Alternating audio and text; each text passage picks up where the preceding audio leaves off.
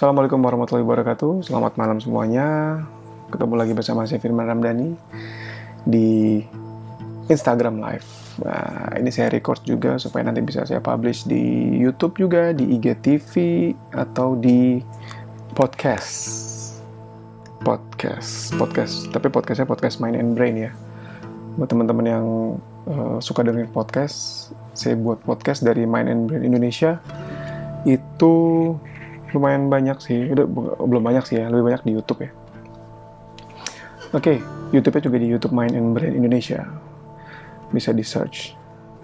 Malam kali ini kita masih lanjut ngebahas mengenai topik bahasan bedah buku dari bukunya Aaron Beck, Love is Never Enough. Cinta nggak pernah cukup gitu, atau saya suka bilangnya cinta nggak cukup lah. Kita butuh do something about it gitu. Kalau bahasa saya juga, kalau kita pengen punya marriage, pernikahan kita atau relationship kita itu happy, ya kita perlu do something. Cinta aja nggak cukup, gitu maksudnya. Kemarin kita udah bahas mengenai the power of negative thinking, bahwa sekuat itu negative thinking yang kita punya akan mempengaruhi kita punya perilaku. Karena menurut prinsip CBT, pikiran, mindset, perspektif itu mempengaruhi perilaku. Gitu. Jadi kalau misalnya kita pakai skema ABC, A itu mempengaruhi B, B mempengaruhi C. Nah, A itu adalah situasi, B itu adalah belief system atau mindset kita, C itu adalah consequences berupa emosi dan perilaku. Situasi nggak pernah berdampak langsung ke emosi dan perilaku kecuali ke belief system kita dulu, ke mindset kita dulu. Nah, kemarin kita bahas tuh contohnya ketika ada orang yang pulang kantor, si istri negor suaminya ketus gitu ya, dingin, dia langsung berpikir, kayaknya dia gini, kayaknya dia gitu. Akhirnya dia jadi withdrawal, menarik diri. Nah, si suami yang lihat si istri begitu juga berpikir, kok bini gue gitu ya? Jangan-jangan dia begini, jangan-jangan dia begitu. Akhirnya dua-duanya sama tenggelam dengan asumsi mereka masing-masing. Oke, kita lanjut dari bahasannya.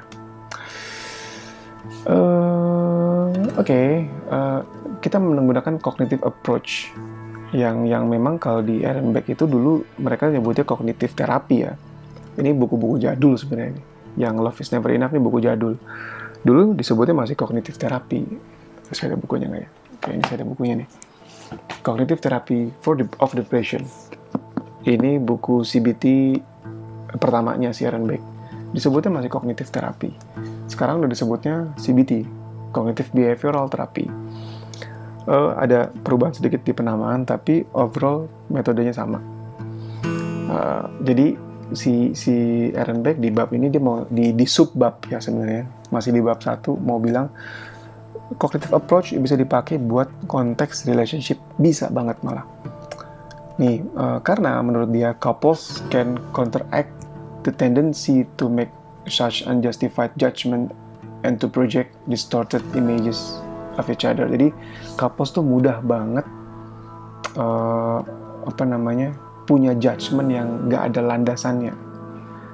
Jadi asal ngejudge aja sama pasangannya. Dan akhirnya saling memproyeksi image yang terdistorsi. Maksudnya nanti reaksinya juga terdistorsi, reaksinya tuh jadi nggak bener, emosional. Gampang banget kita misjudgment, salah menilai, berasumsi sendiri. These principles can help each mate arrive at more accurate and reasonable conclusions. Jadi maksudnya si cognitive therapy itu membantu setiap pasangan masing-masing punya conclusions, kesimpulan, sudut pandang yang lebih akurat dan lebih reasonable, yang bisa mencegah siklus misunderstanding yang ujung-ujungnya jadi konflik dan mungkin bisa sampai kekerasan gitu ya, sampai kekacauan lah gitu. So sekali lagi, mudah sekali kita salah mengambil sudut pandang, salah mengambil point of view yang membuat kita jadi emosional. Sebagaimana kata Imam Syafi'i, hidup itu seni melihat. Jadi once kita melihat dari satu point of view kita emosi, mungkin kita perlu mengubah sedikit point of view kita, bukan ekstrim mengubahnya, mungkin cuma sekedar mengubah sedikit. Itu bisa membuat kita lebih tenang, gitu, dan bisa mencegah misunderstanding. Oke. But to do this, dua-duanya perlu menyadari, need to realize that their conclusions ya, conclusions could be incorrect, and their anger could be unjustified or at least exaggerated. Jadi maksudnya, pertama-tama pasangan perlu paham betul bahwa mereka sering banget punya asumsi-asumsi yang nggak betul dan nggak ada landasannya, apa istilahnya ya, judgmental, nggak ada faktanya, nggak ada buktinya, yang akhirnya ujung-ujungnya jadi anger, jadi marah, jadi menarik diri yang cenderung berlebihan gitu. Perlu sadar dulu, that's why kenapa kalau ini saya highlight, but to do this, dua-duanya perlu belajar, baik suami baik istri perlu belajar bahwa yang mengganggu mereka itu adalah mindset mereka, bahwa mereka sering punya point of view yang terlalu rigid dan ekstrim kalau menurut Albert Ellis, sehingga mereka cuma memandang dari satu point of view aja yang membuat mereka jadi apa istilahnya, kayak kacamata kuda. Pasti dia begini, pasti dia begitu. Kita manggil teman kita di seberang jalan, woi dia nggak nengok, pasti dia begitu, pasti dia masih marah sama gue. Nah, yang namanya pasti itu udah, apalagi pasti itu kemungkinan rigid ya, rigid itu kaku dan terlalu ekstrim. Ujung-ujungnya biasanya emosinya negatif gitu.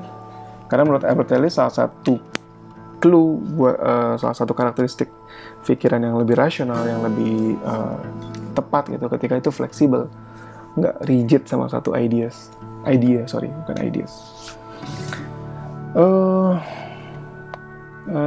Ada beberapa cara bagaimana prinsip-prinsip kognitif bisa membantu pasangan dalam mencegah, dalam memperbaiki kesalahpahaman ya. Misalnya nih, we can never really know the state of mind, the attitudes, thoughts, and feelings of other people. Jadi menurut Sharon Beck, kita nggak pernah tahu secara spesifik pikiran orang tuh apa, attitude-nya dia kepada satu hal tuh apa, pikiran dia tuh apa, perasaan dia tuh apa, kecuali dia sharing, kecuali dia cerita. Sama hal juga dalam proses terapi, disebut juga nama CBT itu collaborative empathicism. Jadi kita tuh belajar terapi itu both way. Jadi nggak cuma terapisnya aja yang aktif, tapi juga terapis mengajak si kliennya aktif. Dengan apa? Dengan saling diskusi, tanya jawab gitu ya. Jadi saya bisa tahu sebagai terapis ketika saya nanya pasiennya jawab. Nah, sederhananya gitu ya. Nah, sedangkan dalam couples tuh kebanyakan gitu, sama-sama berasumsi, kayaknya dia mikir gini deh, tapi nggak saling diskusi, nggak sama-sama deep talk gitu, pembahasan yang intimate, jadi sama-sama berasumsi sama pikiran masing-masing. Itu yang jadi jurang, pitfallnya. We depends on signals which are frequent, ambiguous to inform us about the attitudes and wishes of other people.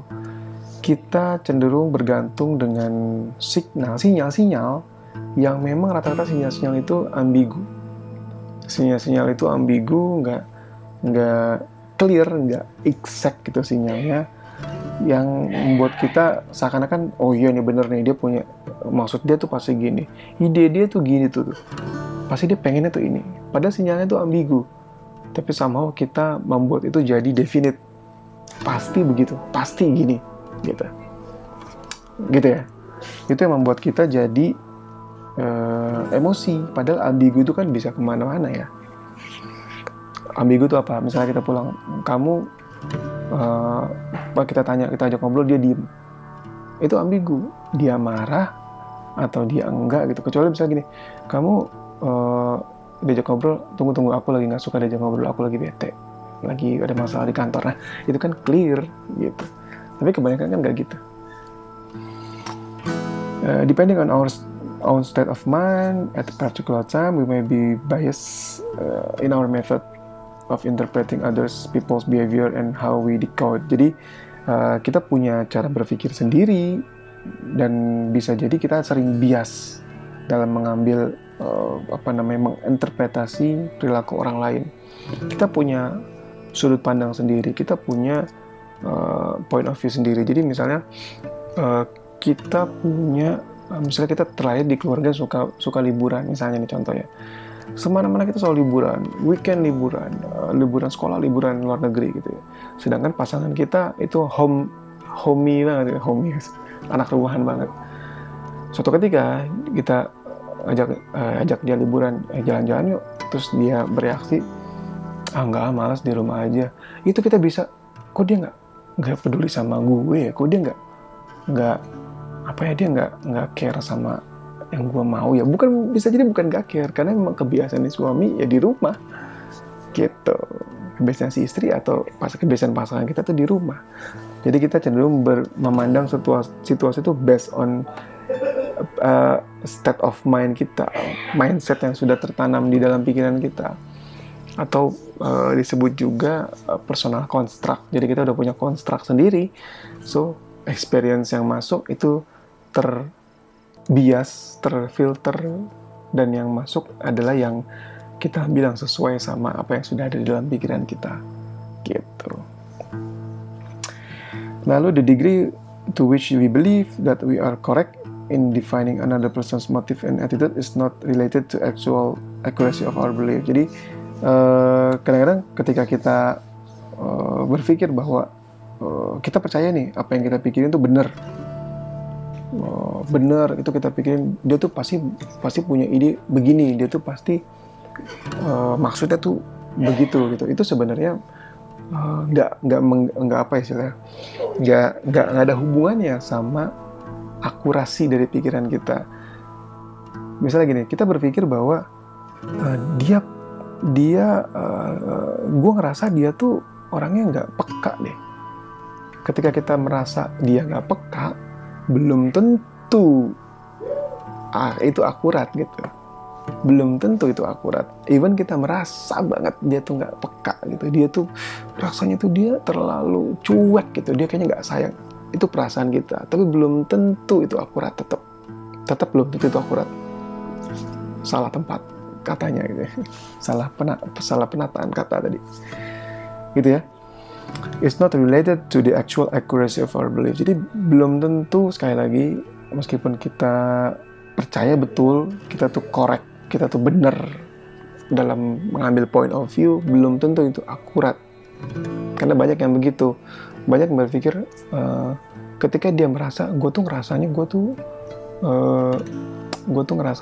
tuh nggak mampu, gue tuh nggak berdaya. Itu perasaan dia, belum tentu itu akurat. Bukan berarti ketika kita punya perasaan itu adalah sebuah fakta, belum tentu gitu. So kita perlu mempertimbangkan kembali ide-ide itu. Tapi itu kurang lebih prinsip-prinsip dari kognitif terapi yang bisa kita ambil untuk di awal ini mengenai bagaimana pikiran itu suka menipu kita. Pikiran itu suka misleading kita, membuat kita misjudgment, membuat kita jadi orang yang asumtif. Nah, sekarang kita masuk ke mind reading. Nah, kalau mind reading sendiri kurang lebih ketika ini sebuah teori, sebuah label yang diberikan ketika kita itu merasa orang itu berpikir sesuatu tentang kita atau tentang sesuatu lah. Misalnya, kayaknya pasanganku mikir ini deh. Nah, itu disebut cognitive distortionnya disebut adalah mind reading. Jadi kita seperti magician, bisa menebak apa yang ada dalam pikiran pasangan kita. Nah, di buku ini ditulisnya, mind reading can produce inaccurate predictions resulting either in unnecessary upset or in what could prove to be false sense of security. Jadi, mind reading bisa membuat kita jadi nggak akurat prediksi kita. Ya, of course, karena tadi dibilang di atas bahwa we can never really know the state of mind. Kita nggak pernah 100% tahu apa yang ada di pikiran orang, apalagi cuma sekedar nebak gitu ya. Kecuali dia cerita, kecuali dia benar-benar membuka diri. Dan itu sekali lagi dalam pasangan ini yang paling kuat itu sebenarnya labeling masing-masing. Nanti bisa gini, kalau gue cerita pasti dia begini, jadi akhirnya pasangannya memilih diem aja. Nanti kalau gue cerita nanti pasti gue dimarahin. Akhirnya dia memilih untuk agak manipulatif gitu ya, nggak apa adanya.